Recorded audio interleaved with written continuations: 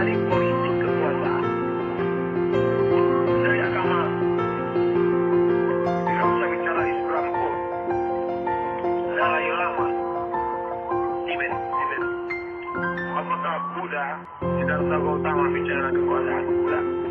Tapi mau tidak mau harus mengatur urusan orang banyak dengan kekuasaan. Maka kalau dikatakan politik kekuasaan, politik jahat, politik itu haram. Lalu kemudian orang-orang baik ini meninggalkan politik, akhirnya yang bertarung di demokrasi ini pecandu narkoba, ya.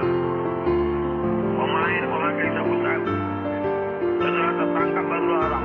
Kenapa orang baik-baik dulu kemana? Oleh sebab itu maka kita support orang baik-baik ini.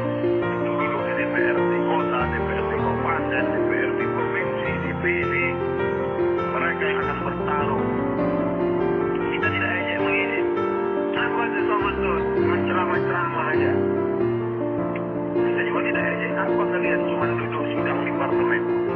Kami di masjid menyadarkan umat tentang pentingnya memilih wakil rakyat yang aman. Kami isi khutbah Jumat, Maulid Nabi, Isra Mi'raj, Nuzul Quran, memberikan semangat gairah umat. Karena kita tinggal di negara demokrasi konstitusional yang kita sampaikan. Tapi juga kalian saudara berjuanglah di parlemen. Harli bicarakan itu tentang peraturan daerah, masukkan pendidikan agama di sekolah umum, tentang perda zakat, tentang perda busana muslimah. Bertarung secara profesional.